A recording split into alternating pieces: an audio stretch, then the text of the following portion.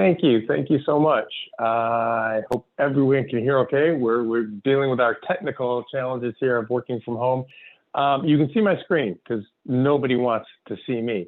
And so we thought today we'd look at cyber attacks, cyber war, and how that affects private companies. So going through this, Sony just provided us a perfect case study to actually look at this at the different levels of all the different interplay of legal regimes that come into play right up to cyber attacks.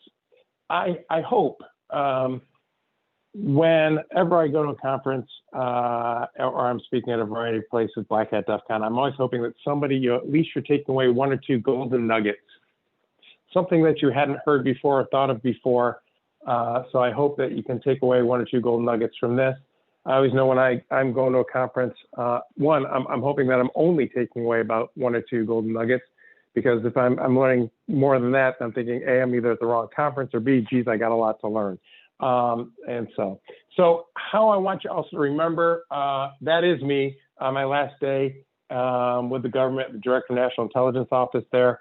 And so I'm hoping that you'll be like, oh, yeah, there was that guy, that funny looking guy.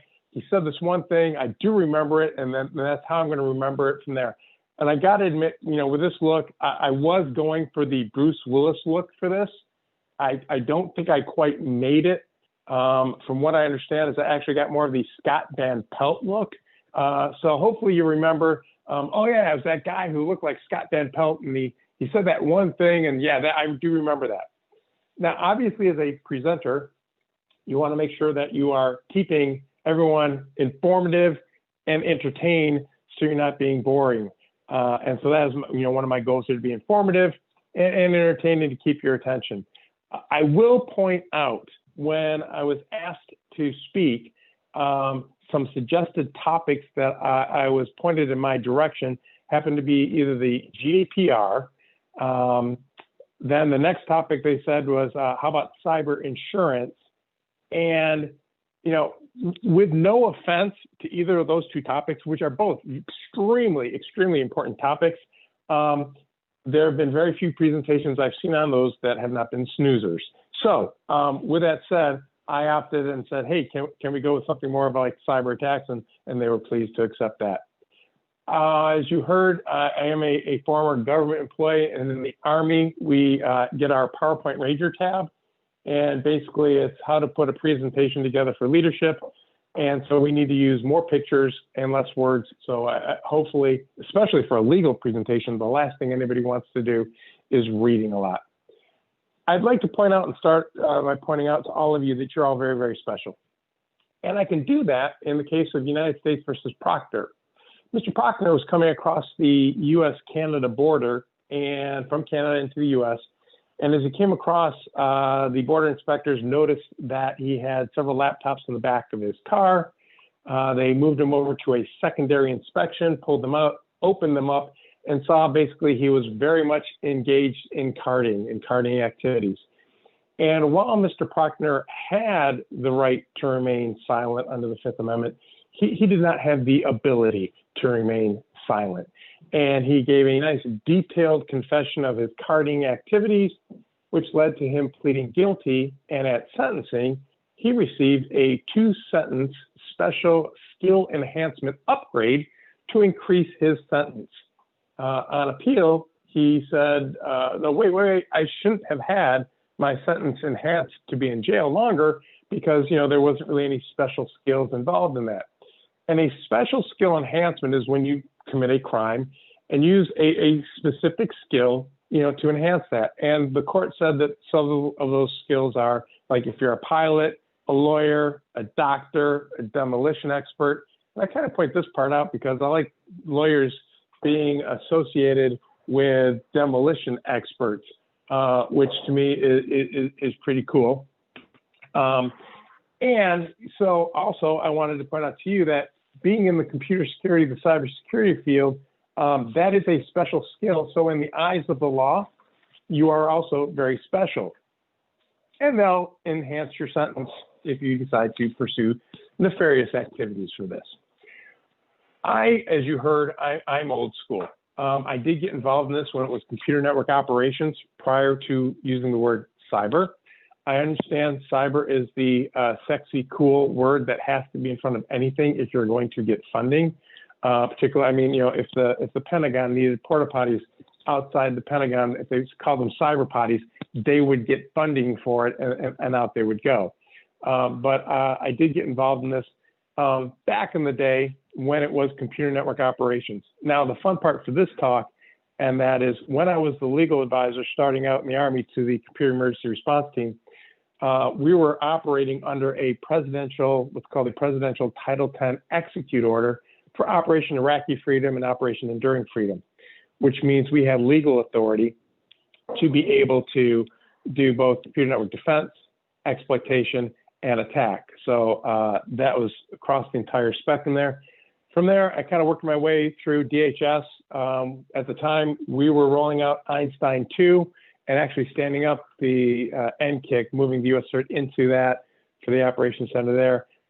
And, from that, you play in the interagency of the National Security Council on the different cyber programs going on. And as you heard, I wandered my way teaching through both the service academies of the Naval Academy in West Point, teaching on the way at University of Maryland, Baltimore, and American University, and finally ending up my career and joining IBM. Words matter. One of my few slides that have words on it. When Stephen Crocker, when they were developing ARPANET back in the day and they were setting up the protocols for how it was going to work, they came up with setting up for a request for comments. And if they were going to do something, they sent out saying, hey, here's a protocol we want to use. Give me your comments on it. So Steve Crocker, who was doing that, said, hey, I'm going to call these requests for comments. And under request for comments, glossary 4848, 4949, 4848, there's a glossary that defines events, incidents, intrusions, and attacks. And for a lawyer, it is extremely important that we use the correct word for these because an event is not an incident. We see thousands of events each day. An incident is not an intrusion. Intrusion goes across obviously multiple systems, and attacks have a very, very specific connotation when you're dealing with particularly folks that deal in the world of attacks under a law of armed conflict or war. So they all have very special meanings. I realize that when we have intrusions going on in and across our companies, nothing gets reported out in the news as a Yahoo gets hit with cyber incidents. No, it's going to be a cyber attack. But for us, again, words have very specific meanings that we need to watch. Good old Sony. Now, I will point out also, I'm one of the very, very few, maybe one of two people that actually bought the movie, The Interview. And so I can use it here without any kind of copyright infringement whatsoever because I actually paid for it as opposed to when it was released for free across all the many platforms there. But I did purchase it, so I can use any and all images from it all day long. So dealing with computer network operations, dealing with cybersecurity, and an intrusion. There are multiple disciplines that we're always going to be working with that have a role and play together for a intrusion. You've got, your network operations from your companies there, your certs and your NOSCs that are going to be out there running things. You've got intelligence folks that are out there that are going to be doing things, counterintelligence folks, law enforcement, and even, the president and the government have a role in this. And by the way, as I'm going along in this, if you have any questions at all, please ask them up front and get them to Donna, and she'll interrupt me and say, oh, hey, we have a question. And so we can address your questions that are happening at that time. So I meant to mention that up front to ask your questions at any time. So with these multiple disciplines that are coming into play, depending on what happens on the threat that comes through, any one of these can get involved in the incident. If I'm sitting at my desk and I've got a responder, instant responder that calls me up and says, sir, hey, we've got one of our sensors it popped for porn. I'm like, okay, great. Now, who on the list do I call? I just got the call from my cert or my NOS when the sensors popped for porn.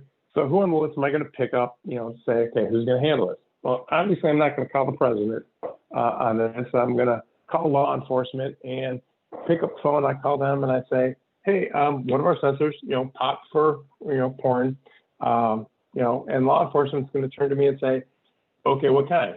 And I'm going to be like, what do you mean what kind? I don't know. And they go, okay, what was it, child porn? And I'm like, I don't know. And they're like, we'll go look at it. And they hang up. And I'm like, I don't want to look at it. So what do I do? Well, I call my incident responder up who notified me of it. I say, hey, was this by any chance, was it with child porn? And they usually say, I don't know. I didn't look at it. I'm like, hey, well, go look at it. And I hang up because everyone loves to pass the buck. So hopefully, so they'll go look at it. Hopefully they come back and they say, no, sir, it wasn't child porn. I'm like, okay, let me call the cops back. I call the cops back and I'm like, no, it wasn't child porn. And they hang up on me. They're gone because, they're not going to get involved in that. So now on this list and everything that I'm dealing with, it's no longer a law enforcement problem. It's really just a company problem for accessible use policies, and that's how we're going to handle it. So all these folks working together have to work swimmingly, when some kind of an incident happens. So Sony, what is it? What happened here? How do we categorize it? How does it play for us as private companies? Well, so we had a computer crime. It was unauthorized access to the systems, hacking in, causing, violation of Computer Fraud and Abuse Act. So you've got a computer crime, and then we had theft of IP that was stolen there. So, all of that stolen there, we're still at that realm of being kind of a computer crime. But then we had, a bunch of destruction of property, which, can be a crime. So it still changes things. But, then we went into having terrorist threats that were put in here. So that kind of elevated and changed the different regimes that we're looking at for this. It had long-lasting economic consequences. Hopefully I'll remember to get back to that later, but that was kind of a neat nuance that the government was looking at and introduced after the fact. And it was, committed by a nation state. So you had kind of the entire area scheme here across the board, starting from just a simple computer crime with computer fraud and abuse to involving a whole host of other issues, coming in. So how did that actually play out? What happened? Well, when things started, Sony picked up the phone, called Mandiant, and brought them in to take a look at this. Mandiant realized, hey, there's a lot going on here, more than what we're ready to handle.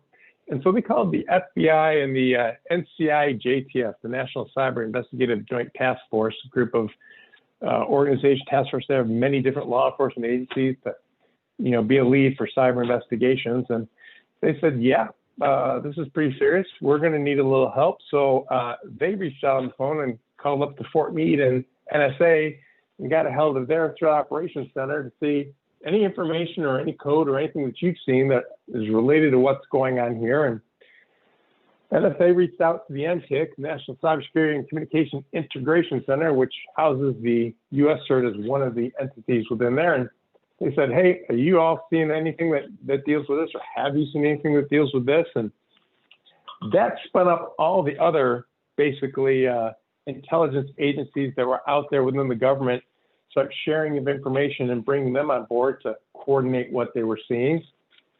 And that spun up the White House. Within the White House is a cyber response group.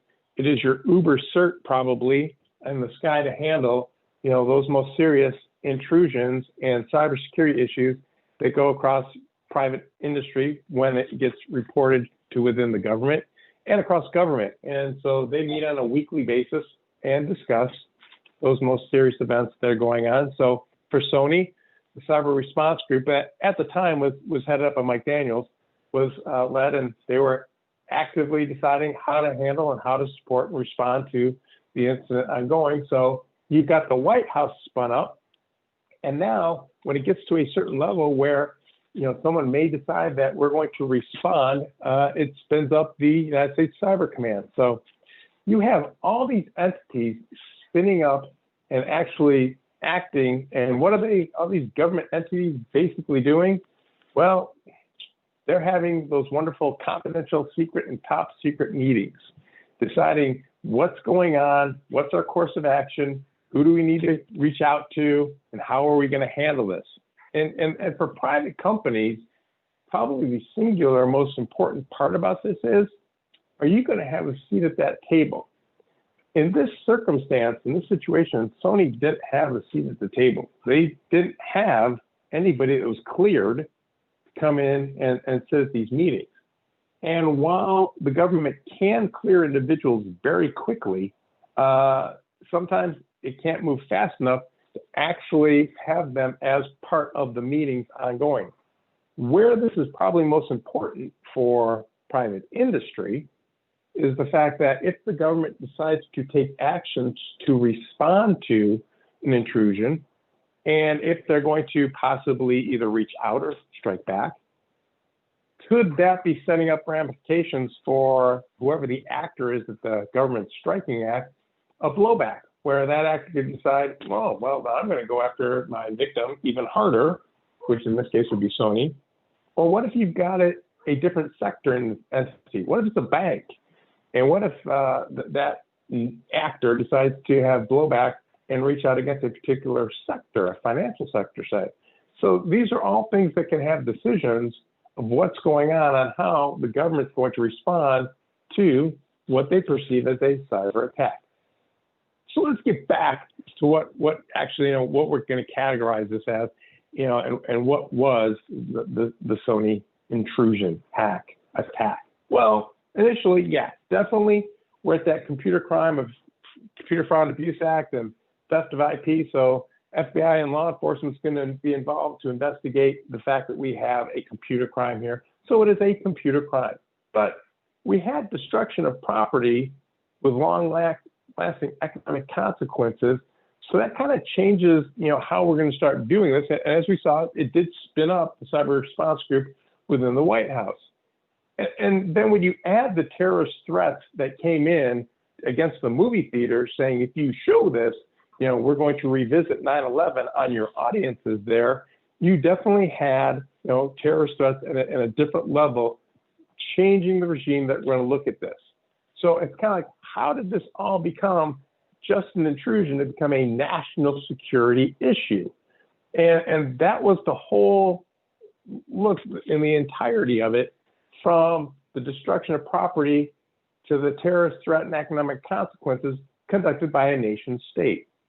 And so when you look at all of these things, you are now clearly at a level of a national security issue, because as they always say, that destruction of property, if they had dropped a bomb blowing up the facilities of Sony, no one in their right mind would not say, oh my God, we have suffered an armed attack.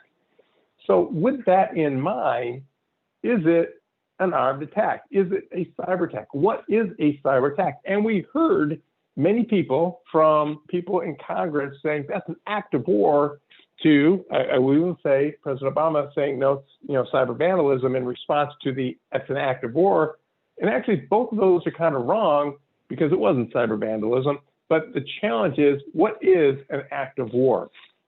And that's where we've fallen into now. And from our perspective, when we talk about this, we really don't look at things as an act of war anymore.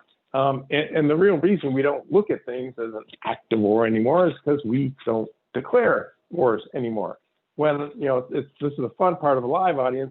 When you sit there and you say, what was the last war that we declared? It's interesting to see the difference, in the room. A lot of folks pick up on the fact that it actually was World War II.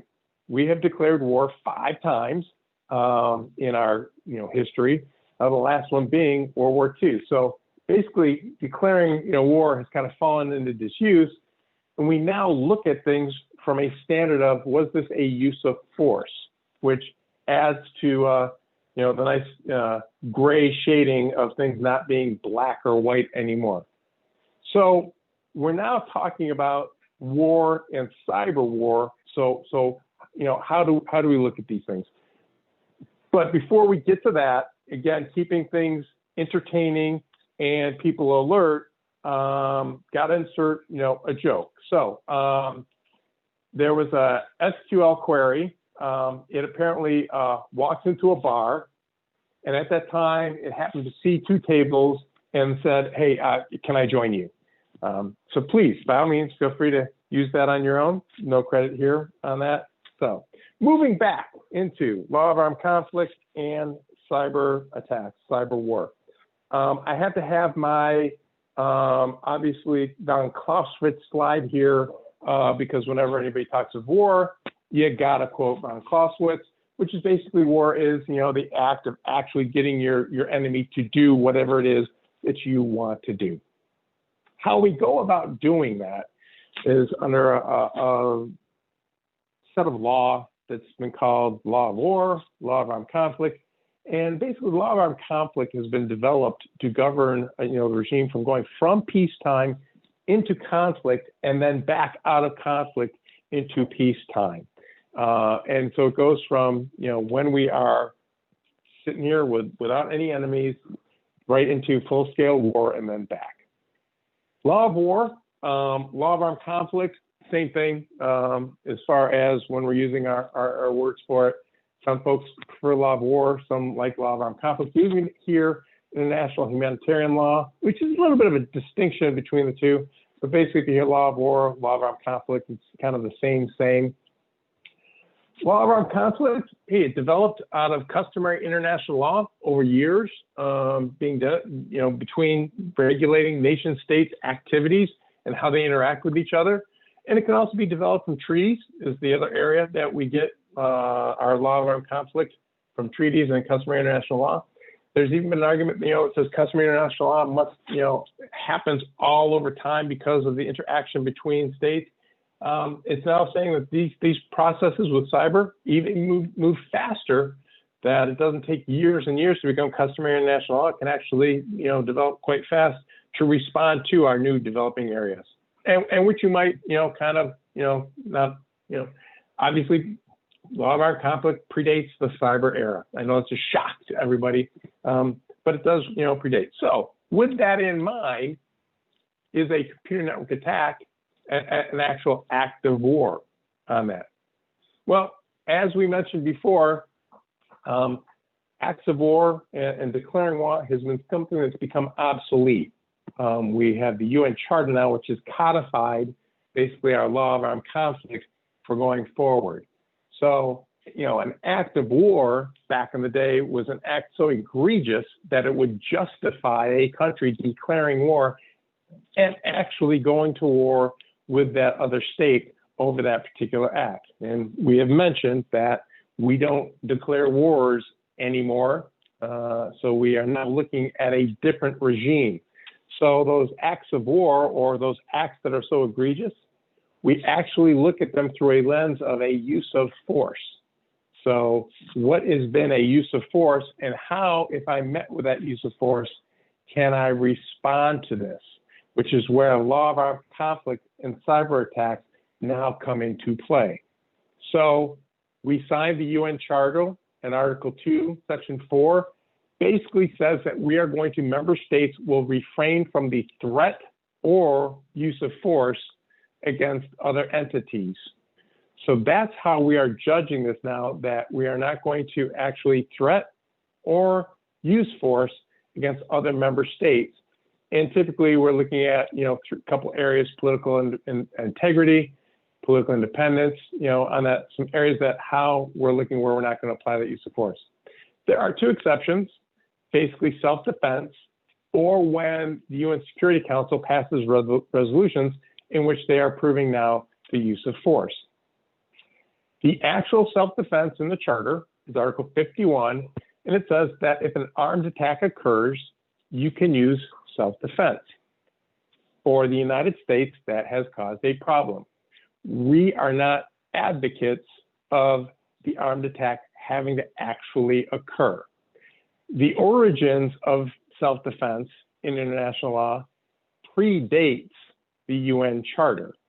And we have always believed in an expansive definition of self-defense. It basically came out of the Caroline case back in the 1700s. Rebels against Britain were using the Caroline to go across the Niagara River and attack them at night. It was tied up, the Caroline was tied up to a port over on the US side. And in the middle of the night, Britain came over, untied the thing, and sent it over Niagara Falls, claiming anticipatory self-defense because the frigate was being used. It was, imminent, necessary, and it was an ongoing threat. So it was recognized that there is this theory of anticipatory self-defense.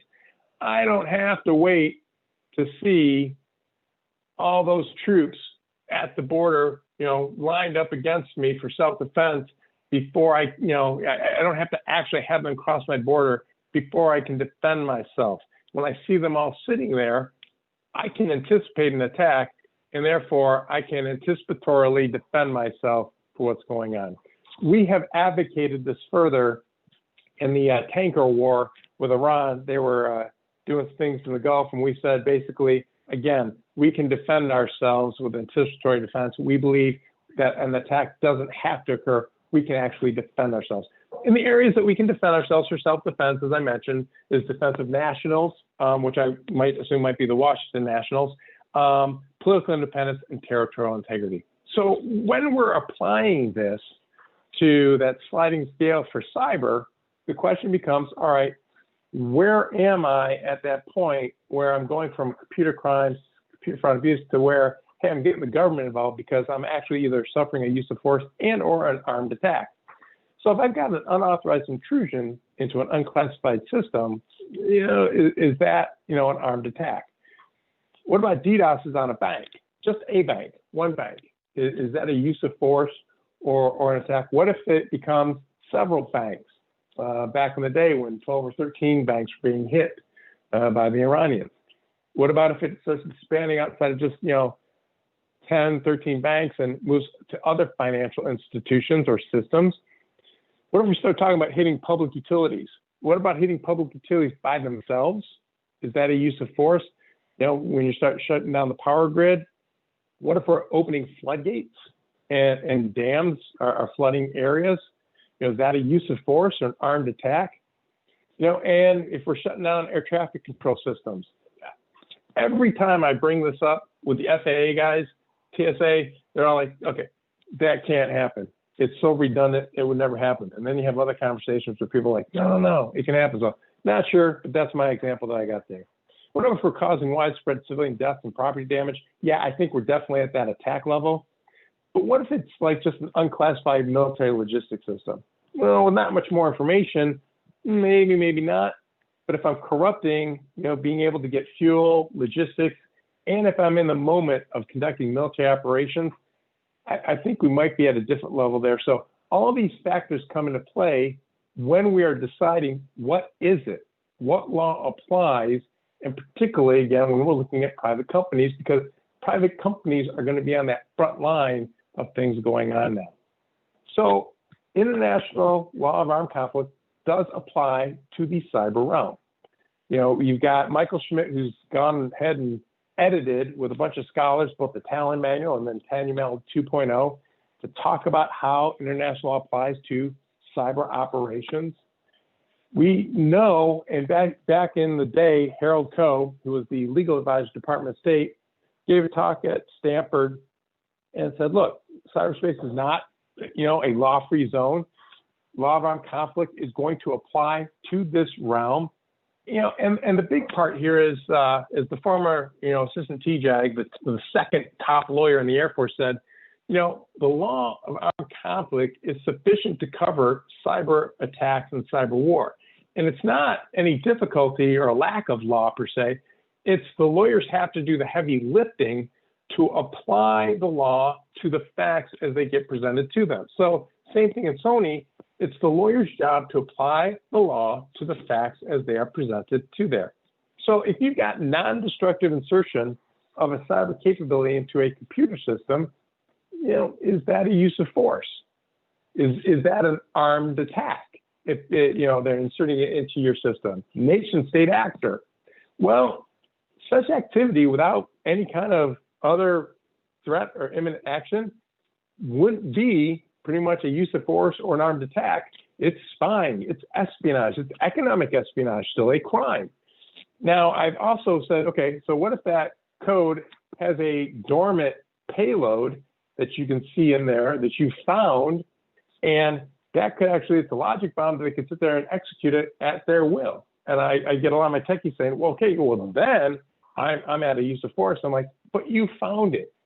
And now you've put, measures in your intrusion detection, intrusion prevention system to keep that from happening. You may even send it off to a honeypot, so when it's executed, you can analyze it then. So you may not even be at a use of force or an armed attack at that time.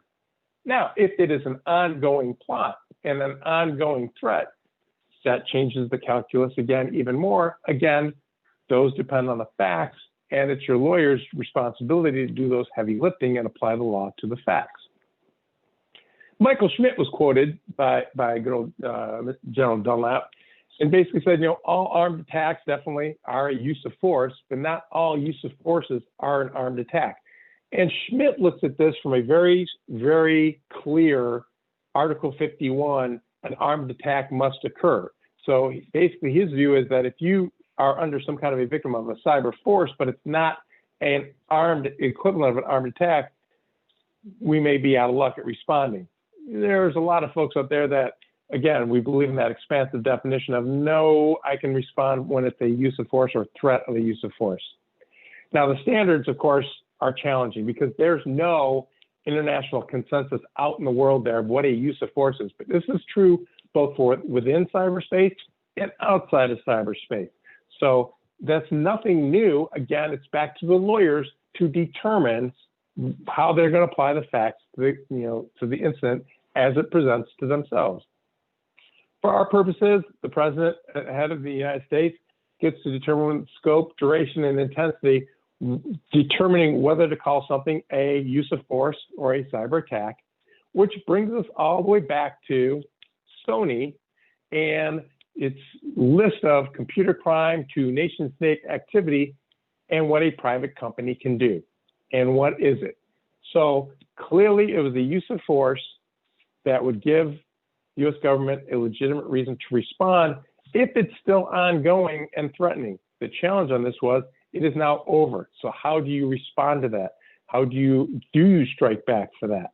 For a private company, what can you do? And this is the part private companies don't like so much. Well, thanks to the Cybersecurity Information Sharing Act, you can monitor your networks, use defensive measures for cybersecurity purposes, which means if you are within your network, you can do all those things that you can do to expel and prevent an intruder from being in your network and keep it from being damaged.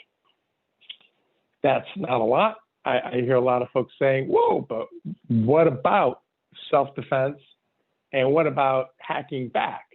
And for our purposes today, what I can say about that is, that is a whole different talk that goes on for about 45 minutes in terms of legal aspects of hacking back and self-defense. And so that's another talk for another day. So with that said, I'll see if there's any questions out there that you might have for this talk. Thank you, Robert. I'm taking a look at the chat section on the side here. So if anyone has any questions, please feel free to chat them in there. And if you have any other questions following the presentation, you can also send them to Donna at atlanticdatasecurity.com, and I'll send them over to Robert. I'm sure he'd be happy to answer any questions post-event as well. I don't see any questions coming in. I do see excellent talk, some thank yous, and I also voice those thank yous as well, Robert. I appreciate you joining us today and also adding in some humor in your speech as well. It's always good to tell a joke when you can't hear or see the response. I feel so bad for all those late night, comedians who are doing their shows from home. I'm telling a joke and you don't sure if it's falling flat or if it's going over. If it worked, by all means, please feel free to steal it. And if it don't, toss it aside with great force. Well, I actually do see that a question came in. It says, how do private companies get cleared individuals? My understanding is that a clearance can only be sponsored and maintained when there's a government contract or other legitimate need which requires it. Other legitimate need. Yeah, that's the other thing there, because ironically enough, when I joined IBM, I'm not on a government contract, but I have an other legitimate need because I came from government with all those wonderful clearances. They're so much fun to get. Really enjoy those polygraph tests when you get them, if you have to get that high. But yeah, you get them from DHS, their outreach office. If you key stakeholders and outreach would be the folks that could help you go ahead and get a clearance for your companies. Great. Thank you. I don't think there's any other questions. If I missed any, I'm sorry, but we do have a lot more thank yous rolling in. So if that are all the questions, I'll just say thank you again, Robert.